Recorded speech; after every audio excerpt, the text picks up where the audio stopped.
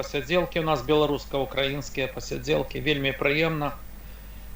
Не зіма, не лета, не восень, кожны чацверг мы у той час вечарам выходзім. Сёння толькі на гадзіну спазніліся, таму што важная падзея. Наш паважаны Василь Васильевич быў якраз на Майдане у Киеве. Абавязкова ён усё зараз абгаворыць. І так, прадстаўляю наших пастойных слухачоў, гледачоў, удзельнікаў. Василь Інтерхунта, місто Київ, лівий берег. Добрий вечір, друзі. Вітаю всіх глядачів наших каналів. Василь Васильович, місто Київ, Україна, столиця. Правий берег. Дякую, друзі. Доброго вечора, всім доброго здоров'я. Разом до перемоги. Наша кветочка Келенмінська. Аж того Уменську яна. Бачите, як яна зараз бідняга набегалася. Еле-еле поспела у нас на посиділки. Вельми приємно, давно вже не бачили на посиділках. Щиро дякую, я рада вас бачити. І Олексій Квятковський, так само Менськ, Білорусь. Наш сьогодні п'ятий. Ну і Анатолій Сайгон. Олексій, вам чуть? Так. Слабютки гук. Еле-еле. Ще щось скажіть. Ось зараз мені чуть добре? О, зараз чуть. Так, так що ближче трошки мікрофон будь. Ну і добренько. Вітання ще раз нашим слухачам, глядачам. Вельми приємно. Добрая погода, доброе лето, теплое лето. 28 стопней сьогодні у Бересті у нас. Так само у Києві, кажуть, теж лето прийшло. Упальне, з дощами. І так само і у нас сьогодні трошки крапнуло, вчора крапнуло. І одразу нагадаю, питатися буде про здоров'я. Я дома сижу, 2 тижні мусово, тому що у мене жінка, бачите, на ковід попала. Зараз відчуваю себе так, достатково нормально. Але шкода, одразу кажу, згубила свою сваху. 2 дні тому померла яе сваха от COVID-19. Бачите, якая. 2 тижні лежала на ИВЛ, искусственной вентиляции легких, и не утрималась. Не утримали. У нас у Бересті жахливе становище на конт ковіду. Але кажуть, потрошки він скончує. Усі больниці, усі лікарні забиті народом, попросту забиті. Але люди як відносилися не особливо так поважно для свого здоров'я, так і відносяться. Ну, я, бачите, чапляю в основному людей сталих, за 50 кому, але є і молоді люди. І ще раз нагадую, я добре себе відчуваю, я вже казав за чого. Тому що треба вести правильний образ життя, правильно їсти їжу здоровую, більш таку натуральну, і все буде добре со здоров'ям. Ніяка зараза не причепиться, навіть і ковід. Добренько, зараз повідаємо, які у нас відбулися. Як там можна, пані Хелен, сказати? Події. Події, так. Події, які у нас у Менську, які події у Києві важні і вельми цікаво. І одразу я зараз дам не нашому сябру, поважаному Василю Анатолійовичу, а одразу пані Хелен. Тому що вона просто прибігла якраз з Менська, з площі. І з того хочу почути самые новості, що там робиться. Бо ведаю, що зараз 2 кілометри стоїть черга у нас на проспекті у Менську. І глядів цілий сьогодні півдня стрим Василя Васильовича, глядів так само народної громади, глядів Радує Свобода зараз іде. Бігав, тому що, бачите, не однольково, а вельми так до серця все сприймає то, що відбувається у Білорусі. Тому що щось у нас зміниться, ну просто нутром чоловік. І запрошую вас, пані Хелен, до розмови.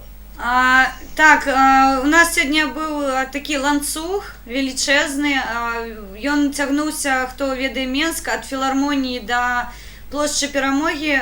Я, як завжди, трошки пригальмовую, сябри, пробачте, вельми велика нагрузка на сітки у мене, таму трансляцыя не вельмі, але галоўнае, на мой погляд, гэта інфармацыя, якую сёння мы увесь дзень сцежылі за ёй. Я б хацела зараз даць слова маім кіеўскім сябрам. Чаму? Таму што ведаеце, я сёння параўняла просто тыя падзеі, якія былі ў Кіеве, я сцежыла за іх сходамі і глядзела за нашым пікетам, і я б хацела просто, каб спачатку нашыя беларускія сябры пачулі, як гэта праходзіла ў Кіеве, і потым мы маглі параўняць з Беларусю, і я бы просто вам таким простым прыкладам показала, што ёсць воля і свабода, і што ёсць дыктатура і немагчымасць спакойна стаяць. Таму, мої Василі, будь ласка, вам слово. Друзі, я буквально візьму 30 секунд привітатися з глядачами вашої трансляції. На жаль, моя студія зараз зайнята, тут якийсь почав косити траву якийсь хлопака рядышком, мусив відійти. Тому всім ключикам, модераторам ваших каналів Хелен Мінська і Наша Україна Русь вітання, хто буде дивитися у запису на наших каналах.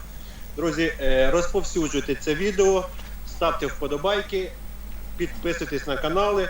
І передаю нашому активному, молодому, перспективному блогеру з правого берега Василю. Він сьогодні був, на відміну від мене, в центрі гущі подій і докладно вже аналізуючи результати стріму, того побаченого, може донести до нас таких всіх, хто живе тут недалеко від Києва, основні новини. Василю, вам слово. Дякую за вашу позицію. Дякую, друзі, всім щирі вітання, доброго здоров'я, натхнення, успіхів і завжди, знайте, ми є громадянами своїх країн, ми не є населенням, тому ми відстоюємо політичні права, громадянські права і боремося за кращі наші долі. Звичайно, я сьогодні мав щастя стрімив з-під суду, судилище називався мій стрім п'ятого президента, і як каже автор каналу Сірий Кіт Олексій Петров, і, мабуть, сьомого президента сьогодні хотіли судити. Хотіли судити, скажімо, в складний час і для Петра Олексійовича, тому що всі добре ви знаєте, 2 дні назад помер його батько, світла пам'ять батьку. Петро Олексійович просив всіх,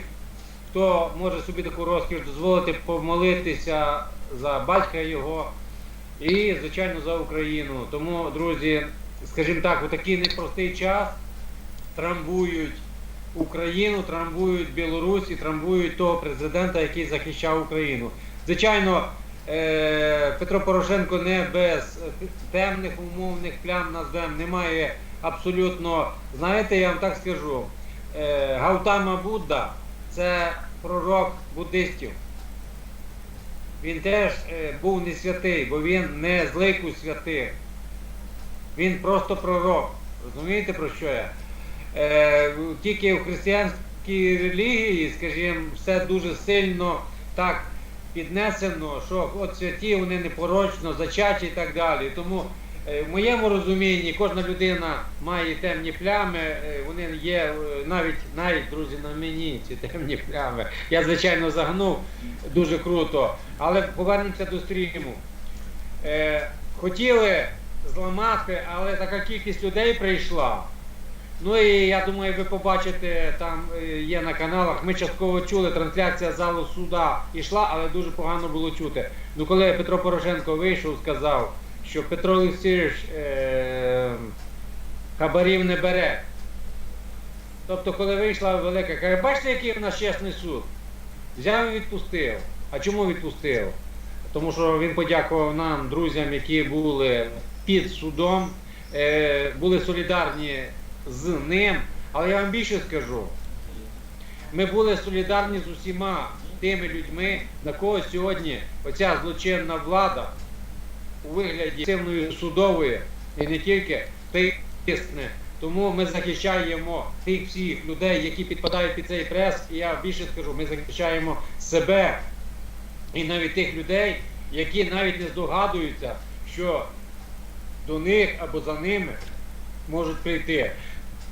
А чому? Бо це є наріжний камінь, демократія.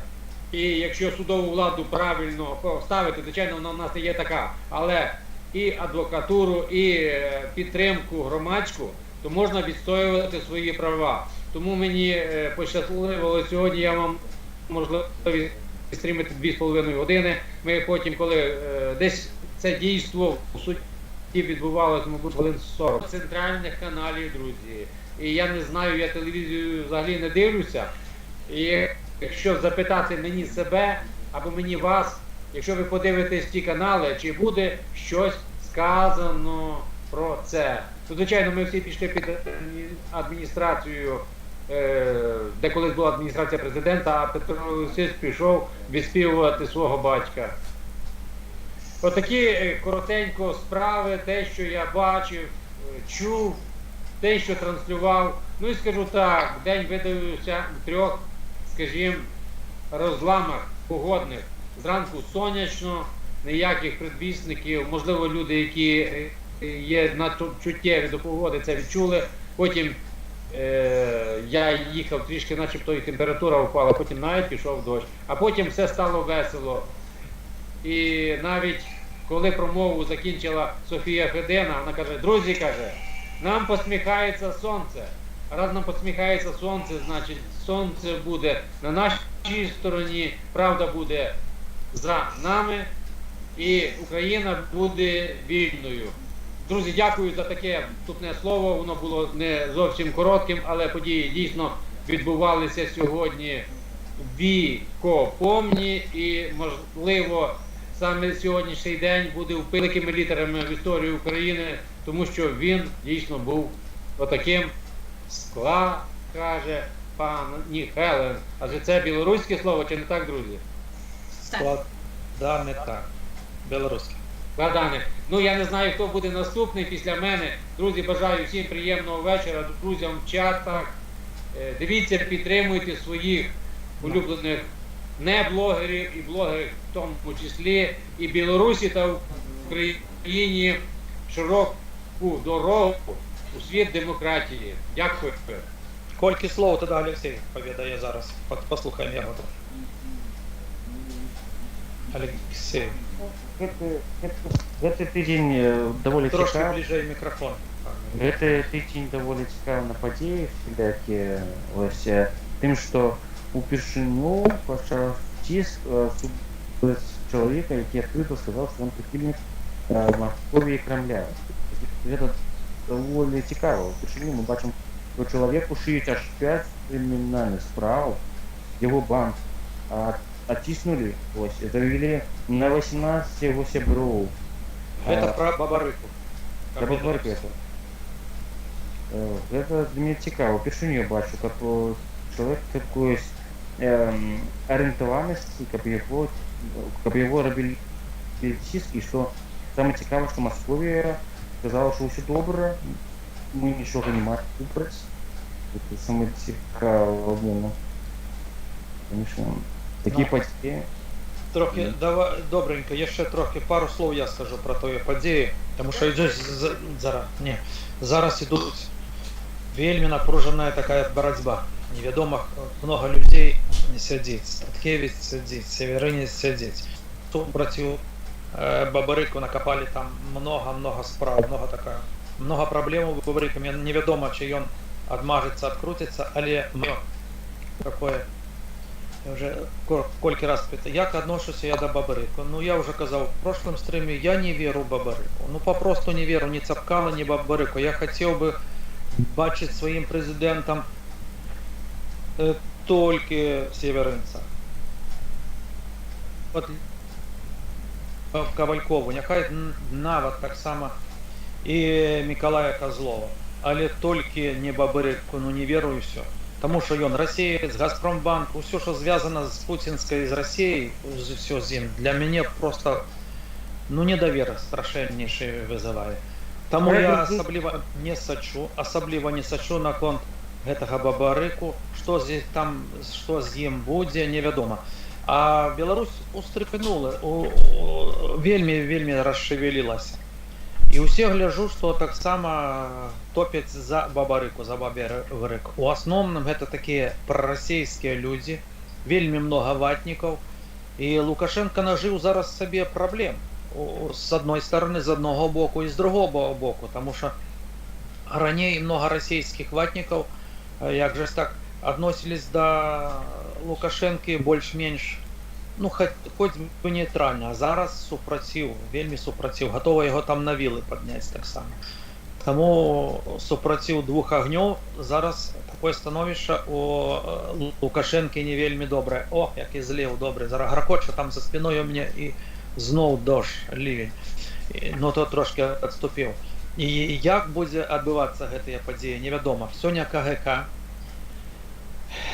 ведаеце, што Комітет государственного контролю скликал послов усіх країн, приїхали навіть американці, поляки, там усе посли, і щось їм там додається. Мабуть, хоче повідати, які там бабарика проросійські, скільки він там нахапав, куди гроші, які офшори вивозив, і такою.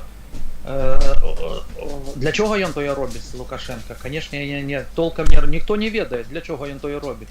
Він провокує, з одної сторони, лезе супротив бізнесу, тому що гэта вельми складаная такая ситуація. Як пачне зараз расці усякія банки, гэта не беларускі банк, то усякія банки адразу вырашаць ніякай справе не мець у будучыні з беларускімі банкамі, з інвестыцыямі. Гэта таксама б'е па Лукашенко. Для чого ён то і робіць? А можа зноў такую двойную ігру і зараз зноў лезе до Путина. Кажа, што ён поедзе абавязкова на гэты парад, на через колькі там, через просты дзень будзе парад у Москве. А будзе чи Лукашенко там, чи не будзе, зноў невядома. Ніхто зараз толком не може розібратися, що його у голові того Лукашенка. Ён мечеться як, Саша, ну, невідомо хто, як якийсь щур, попавши там під капкан, або вот мечеться скажи по яких мне, у норах, не ведає, як куди вискочити з цієї ситуації. Доволі така складана ситуація, тому що білоруське громадство узрушилося занадто. І я ще раз нагадую, ну просто чуйку якоюсь маю, що у 20-й год щось таке відбудеться, важливе. Хотілося б гэтых перамен, каб яны на самай справе адбыліся. Але я пакуль у беларускі народ, ну папросту до такой сілы, степені, каб ён выйшаў і праявіў усе свае правы, ну не веру, пакуль не веру. Беларусы, я сёння пісаў не раз, пакуль не украінцы. Глядзіце, як дружна сёння выйшлі украінцы за свайго гетьмана, за гетьмана Украіны, за Порошенка. Выйшлі тысячи, каля десяткі тысяч людзей. Я глядзеў ваш стрим, Василь Васильевич, мне просто на душы было прыемна, глядзеў, наколькі і трошки інакшыя людзі. Там не столькі ватнікаў ва всякім часе. Гэта украінцы, гэта Кіев, а у нас Менск. Шкада, што адрозніваецца і занадта адрозніваецца. І тыя людзі, которые сёння выйшлі за бабарыку, ну, я уже кажу, маё якое да іх становішча. Таму, каб быў бы северынец, я думаю, што столькі бы людзей на падтрымку там северынца альбо Статкевича не выйшла, як в Киеве. І гэта гаворыць, альбо як там дакладна правильно сказаць по-беларускі, што такое адношенне да наших актывістаў беларускіх. Яшчэ Беларусь у поўнай меры не прачнулася. Дай Боже, чтобы за гэты год, за гэта лето, за осень, там, за зіму, за гэты рок прачнулася. І тады ўжо не будзе папросту месца гэтым дыктатарам, ні адному беларускаму, ні другому у России. Вось такие у меня, такі спіч я выказаў. І хацеў бы яшчэ паслухаць такі Хелен, што яна скажа наконт наших тых падзей беларускіх, таму што яна два словы сказала і ўсё. Хелен, кажыце, таму што вы ў самым сэрцы падзеі ў Менску, ў цэнтры. Што гэта азначае? Не чує нас Хелен. Хелен, ти нас чуєш? Я вас нас так, чуєш? але мікрафон вимкнула і вельмі гальмує трансляцію. Так, питання моє чули, Лен, ні? Ні, мабуть, ні. Ну, тоді на другий час я ще трошки відмовим. Щось там у Хелен з проблемою з електронікою. Василь Анатолійович, запрошую вас. Що-небудь скажіть, як вас там вишні? Вдалися? Черешні вже всі з'їли? Трускавки всі поїли, ні? Да, це ви і по адресу звернулися, і по натхненню, потім по тій ситуації, в якій я зараз опинився. Да, друзі, тут зараз повна гармонія з природою, повна гармонія з трускавками, полуничкою, смородиною, все таке інше.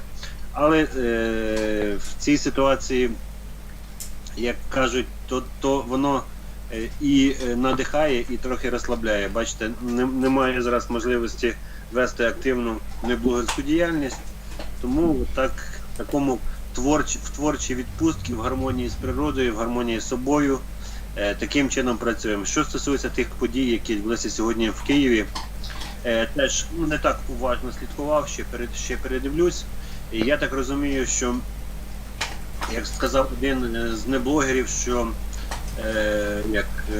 вітаю всіх з перемогою, боротьба не виграна, але конкретна окрема битва все-таки сьогодні виграна. І я думаю, що це судилище, як назвав Василь, той одіозний суддя Вовк, в якого були чіткі вказівки, як діяти і як вже були написані сценарії тих самих рішень, але, звісно, вулиця і той нарід, мудрий нарід все-таки. Цей раз він мудрий все-таки, Василь. Так, бо той нарід, який не мудрий, він був вчора, коли сходили з шариками і якесь незрозуміло кодло людей ходило ще в Києві в метро, отримали по мордяці деякі. До чого я веду? Звісно, боротьба попереду, але невеличка якби передишка до, наскільки я зрозумів, Василю, до 1 липня відклали це засідання. Можливо, десь це, я думаю, що при всій продажності в них є якась певна совість і відчуття того, що людина зараз подвійна, ну не знаю, ну, Василю, хоч хочеться вірити в це. А це ви романтик, я вас підтримую. Будьте таким завжди. Ну я вже циник до влади, друже, пробачте, я перебив вас. До влади цієї я циник. Правильно, тому що це заграватися і бути зачарований – це гірше, чим критикувати і не вірити їм. До чого я кажу? Я бачив спіч Порошенка, я бачив його, я слідкував за його мімікою, жестикуляцією.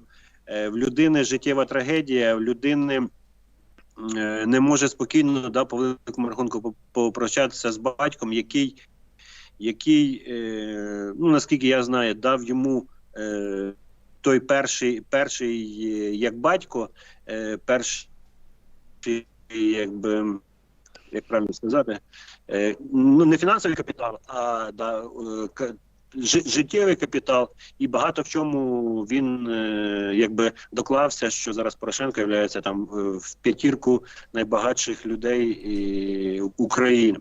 І між гаслами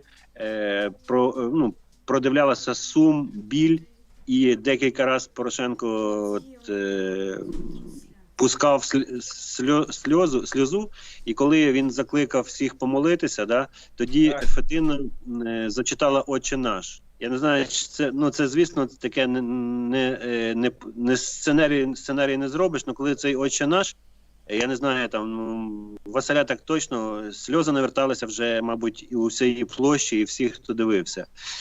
Це я говорю про життєву трагедію, і при тому всьому, там, Мустафа Джемілєв, той Гончаренко, Парубій, вони всі стоять, Ахтем, стоять всі пліч-опліч, і я кажу, і Василь завжди, ми не є фанатами цього політика по великому рахунку, але зараз нас іншого адекватного, іншого, я би назвав, я б це назвав зараз самим таким, самим головним націоналістом в правильному сенсі цього слова, бо чогось поняття націоналізм то теж узурповано незрозуміло ким. Тому сьогодні бачив, звісно, ну не знаю, не сьомого президента, бачив гетьмана, як Симон сказав, і бачив ту площу, бачив ці людей в масках, які, незважаючи на страшенні, як не страшенні, статистика зараз зовсім не на користь людей. Коронавірус лютує, офіційний, вже більше 800 випадків зареєстровано. Звісно, люди розслабилися, я слідкую, масочний режим не працює, і люди вже як до всього звикли. Тому надія є, боротьба попереду, і я обіцяю, активно включусь, Василь, вам обіцяю, включусь в нашу боротьбу і пліч-опліч будемо стояти на наступних Майданах. А мені вас не хватало, як завжди. Тому я чекатиму. Ну і хочу сказати перед цим, ми ж завжди виходимо о 20-й, зайшов до дідусика. Ось. Ну, звичайно, я все розумію. Так от щодо, хто приватизував, до дідусика в мене питань немає, але все рівно мені чомусь здається, що приватизувавши свобода на право націоналізму, в мене питання, коли ви казали, я хотів сказати, а де тягнебок в цій ситуації? Панове, я за свободу скільки років відстояв, відходив. І я не жалкую, бо тоді свобода відстоювала права, але коли скурвився тягнебок, тому в мене питання до свободівців. Ті, що мають партійні квитки, переоберіть тягнебока і виберіть Кошулинського. Не можете вибрати Кошулинського, виберіть кого-небудь іншого. От на зразок. Так, Іллєнко. Виберіть нову силу, яка себе не скомпрометувала. Якщо ви наступний дасть слабину, виберіть наступного. Зробіть, ви відшліфували у своїх рядах лідера і потужного, і чесного. І тоді питань не буде. І тоді свобода засіяє по-новому і красиво. І ви знаєте, і всі наші друзі знають, і в чаті знаю. Єдине, що Василь Сокач пише, вітає порохобота. Сьогодні так, але я написав, я державник. І всі попередні 5 років, так у Петра є косяки. Я по-чоловічому, звичайно, ми в різних вагових категоріях, але я би міг посперечатися за то, а от за це ні. За це я Сивочовому гетьману кажу дякую. Тому що у переважній більшості він був на своєму місці. Прошу, Василю. А я хочу цим нашим глядачам, які підколюють, от зараз послухайте білорусів, вони готові за такого Петра стояти і так само мати сильного лідера і йти пліч-опліч цією командою. Вони, на жаль, бачите, не сказав би, що роз'єднані. Вони зараз не сформовані. Опозиція білоруська не сформована. Йде процес формування, він історичний, він природній. Тому тут швидше, як дитину здорову раніше, ніж за 9 місяців не винесеш. Якщо за 7 місяців, вона там є великі труднощі і шанси. Тому, друзі, давайте цінити те, що ми маємо. У нас немає іншого такого зараз лідера. І тому в починаннях правильних треба підтримувати. І ви бачите, що навіть та сама опозиція в деякі питання підтримує цю владу, бо я з Василем вже дискутував, сказав: Василю, навіщо ця команда робить такі поступки, допомагає? Їм же ж вигідно, чим гірше, тим краще. І Василь, як мудра людина, каже, що це люди-державники, це люди можуть своїми діями погубити повністю Україну. Тому, бачите, між тим, що робить зараз там умовна опозиція, що чим гірше, тим краще, тут ще вистачає сил і розуму підтримувати. Хочу нагадати, сьогодні, по-моєму, тролінг дня. Верховна Рада не прийняла заяву Вакарчука на складання депутатських повноважень. Тому, Славіко, треба ще працювати і працювати. Хай вчиться. Так, це дуже тролінг високого рівня. Звісно, його, мабуть, відпустять, але поки що поржать. І як бальзам на душу, все-таки ОПЗЖ розкололося. і на місцевих виборах йдуть двома фронтами: опозиційна платформа і «За життя». От тут, якби, чим гірше, тим лучше нам 100%. Тішимося з того, що хай вони там ще дробляться, це розмиття голосів, а ватного в нас електорату хватає. Тому, друзі, націоналістичні, патріотичні сили, єднаємося і будемо бачити в тих починаннях будь-якої людини, чи то Вакарчук, чи то Порошенко, чи то Юлю не можна назвати. І останнє вкраплення, друзі, 15 секунд. Я б волів, щоб у нас ніколи не було такого, коли опозиція об'єднується перед розстрілом. Ви розумієте, колись так було. Тому я всіх закликаю, всі сили політичні, які вірять та люблять Україну, і які у вас трішечки інший вектор, поборімо це зло, а потім зійдемося в двобої, хто кращий. Дякую. І я дам останню ремарку. Пам'ятаєте, як корабль назовеш, так і на борту треба буде написати. Якщо вони називалися опозиційна платформа, то вони не називалися владна платформа. Да? Опозиція – це завжди не влада. Тому вони вже собі в ногу вистрілили і назвали себе опозиція. Тобто не може бути опозиційна платформа при владі. І слава Богу. Браво! Тільки може бути конструктивна опозиція, яка працює на Україну. Вона може в високих моментах не погоджуватися з більшістю, але вона так само, це так як минулий раз ми казали про поляка, бо поляк єдин, навіть комуніст. Пробачте, обіцяв, але... М'яч перебуваємо на сторону Мінська. Студія. Так, Студія ну на Хелен, зв'язку. як же? Я все ж таки возьму своє слово. Я тут зачиняюся сердечками, тому що мене жудосно тролять у чаті на конт моєї трансляції, тому сьогодні ми з ними у радіо ефіри. Для мене важлива насправді не картинка, а гук і інформація, яку я можу додати. Зараз я отримала повідомлення, що черга йде до станції метро Кастричницька. Коли я покидала пляцовку, ну просто... у меня уже были подставы збегчы, тому что ну, уже для мяне была небяспечная ситуація, і треба было вельмі так пролавировать поміж людьми и все-таки опыниться дома, а не в Отазаке. Тому мне пишут, что Кастрычніцкая, каб вы разумели, гэта 2 станції метро. То бок, так, пан Василь так само сховаўся за сардэчкам. То бок чэрга сёння, яна, на мой погляд, можа быць большая за тую, якую мы бачылі астанні раз на Камароўцы, таму што, каб вы разумелі, ну, на Камароўцы, калі за кут зайти, там, ну, на одну станцыю метро, калі вось так лічыць. А сёння нават я ўжо стаяла, так, я 4 разы заходзіла у ланцуг з канца, калі так можна сказаць, і ён адразу за мной станавілася зноў чэрга, і мы зноў выходзілі і зноў станавіліся, і яна трошкі абарвалася, калі пайшоў вельмі моцны дождж, град, такая навальніца была. Мы вымаклі, я вельмі баялась заліць тэлефон, таму што, ну, калі, ну, маленечкі дождж крапае, то бок пад парасолька можна схавацца, але ну, калі паглядзець па маім стрыме, там, ну, жудаснае просто надвор'е было.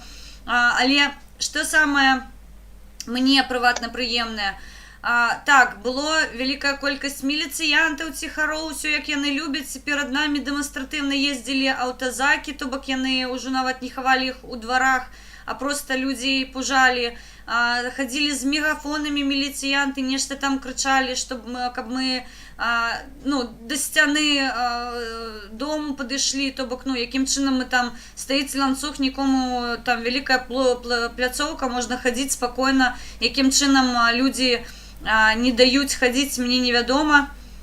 Ну, я ўсіх зараз яшчэ і схавала ад сябе. Ну, канешне, я ж тут адзіная зорачка, навошта на астатніх глядзець. Гэта я зараз скайпу свайму кажу. Вось, і мы бачылі, мы стаялі ў краме, я здымала, і стаялі хлопцы, яны не выйшлі з чэргі, яны стаялі вось пад гэтым жудасным дажджом, градам, мы аддалі ім свае парасолькі, таму што яны адмовіліся пакідаць чэргу. Ведаеце, такі моцны дух сёння быў еднасці вось гэтай. Я бегла 2 разы, мы праходзілі гэтую чэргу. Я чула, мне услед крычалі: «О, з'явіліся актывісты народнай грамады», то бок у нас, ну, адзнакі ёсць свае асаблівыя, мы іх на наших трывожных торбах носім.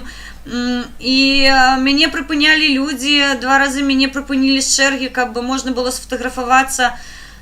Людзі выйшлі за волю, за свабоду, і яны гатовы стаяць у любое над харкаўскага стрыма, да? Дзе людзі вольныя абсалютна, і яны не баяцца выходзіць. Няма вакол міліцыянтаў, ходзіць выключна вось гэтая паліцыя, ну, якая дамаўляецца, да, і то бок яны там канфліктныя сітуацыі прыбіраюць сярод людзей.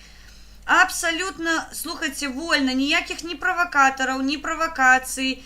Людзі выходзяць свае меркаванні, вольна выказваюць, нікаго не пужаюць, нікаго не запужваюць, няма гэтых, ну, скарг, няма... Ну, на плошчы людзі сябе адчуваюць, спяваюць гімн. Разумееце, каб мы сёння заспявалі гімн, мне здаецца, гэта бы, ну, 100% закончылася для нас не вельмі добра. І ў гэтым сэнсе мне прыватна хацелася, ну, напэўна, расплакацца, таму што ў нас вось такой магчымасці украінскай у Беларусі, на жаль, няма. Нас чамусьці лічаць неабходным прыбраць. Олекса, вітаю. Нас чамусьці неабходным лічыць заткнуць.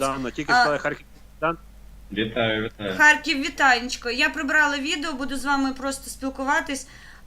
То бок, розумієте, мені, як українки білоруського походження, було вельми складано всю гэтую картину бачить, тому що я бачила вольну Україну зранку і абсолютно притиснутую Білорусь увечері.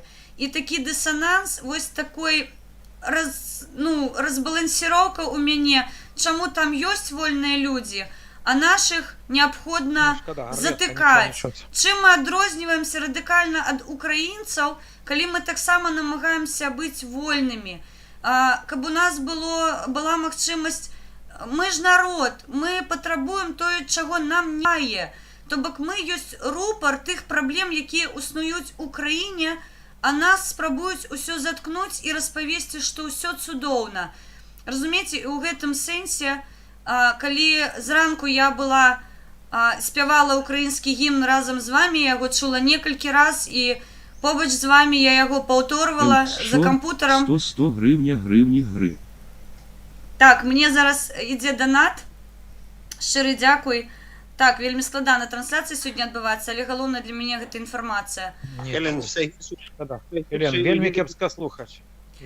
Давайте я прыпынюся, хлопцы, распавядайце, я прыбяру ўсё, што мне можа не даваць магчымасць праводзіць трансляцыю. Пытанне да Хелен. Сёння...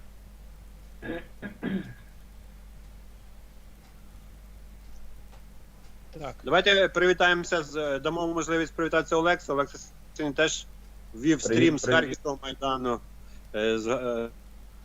Розкажи свої враження, свої якісь відчуття.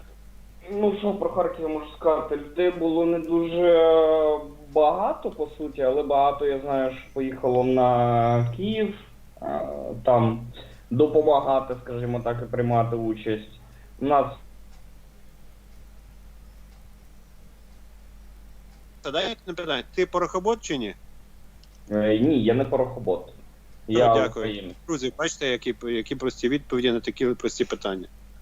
А хто? От, там просто у нас якби вроді би все... Ні, Україну-бот. Я не бот, Державник, як Василь каже. Я не бот, я людина.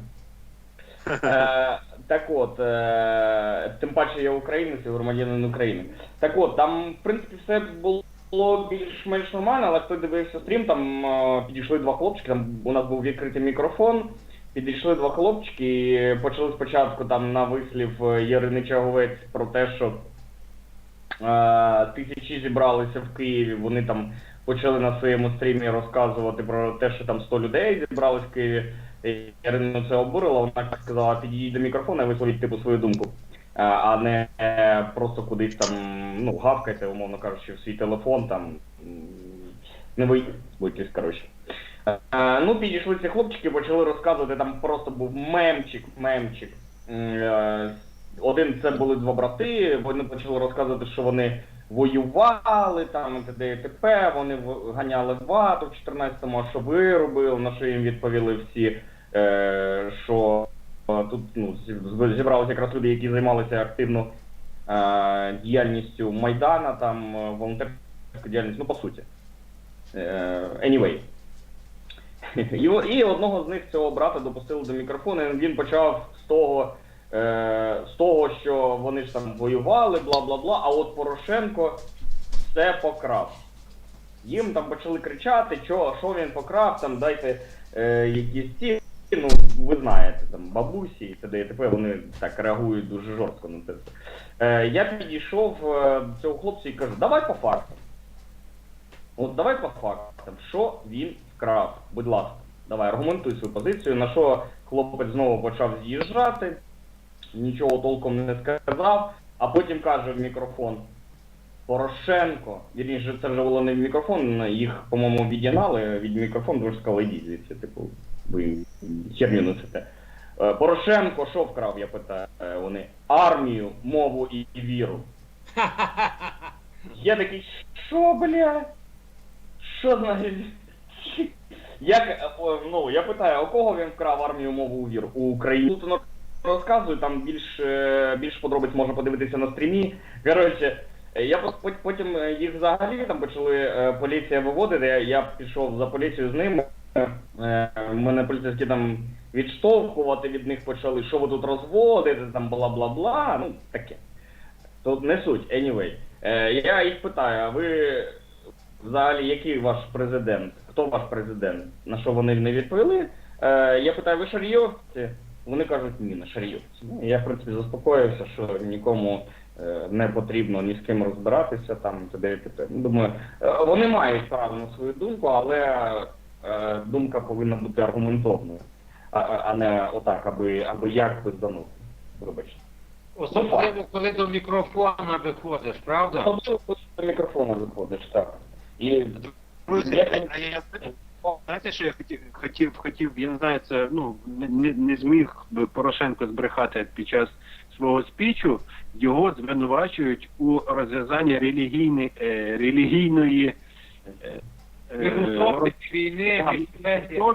міжусобиць з тим, що він отримав Томос і утворив Православну Церкву України. Ну, більш дебільного, більш... Це бред, це дуже, Василю, там сидять дебіли просто. Це те саме, що тільки що Пір розповідав, що Флорг украв віру, армію, Ще мову. мову. Це те саме, ті шиють, оце з одної когорти неуків, дебілів. Просто таке враження, що... Чуєте? Плюс в них якісні методички лежать вже на російському. Русского не існує. Вірніше, він існував коли. Російська. Але руським ніхто не знає, як писати, читати і говорити. Так що російський, да. Чому? Руська мова це українська. Ну, скажімо так, мотована руська. Це Ні, чекай, мова змінюється навіть за останніх 100 літ. Українська мова змінилася частково. Вона вдосконалюється. в музеї чи що? Прошу. Це його Анатолій просто-напросто орендував замок на 2 неділі. А що там пилосос стоїть? Ну, поки його немає, я зараз це розкажу. Він розкрив, що цей ці сили Лукашенка залили Анатолію грошей і каже, поживи, поки ми при владі. От поки ми це ще 2 неділі будемо при владі. І Анатолій думає, Бог з вами, зніму я замок. Це Мішигір'я. Знаєте, от в мене ще таке питання до білорусів. Я на українському діалогу вступаю постійно в бесіди з білоруською, з однією, яка типу топить вроді би як проти росіянських кандидатів, але вона топить за Лукашенка. Я кажу, скажіть мені, будь ласка, а що зробив Лукашенко за всі свої роки правління? І вона мені каже, замки відновив. Все. Ви де, які там, да. Мову знищив, Так. армію знищив, і що там ще? Релігію чи як там ще знищив? Ну так. А, так можна перефразувати пір. Не замки, а замки. Замки в казематах, де тримають тепер 1000 найкращих білорусів. Да. Щоб пір вийшов. Ні, Сябры, мне здаецца, падае сам скайп, тому що у мяне трансляція увогуле припинена відео усіх. Ён у мяне вісіць.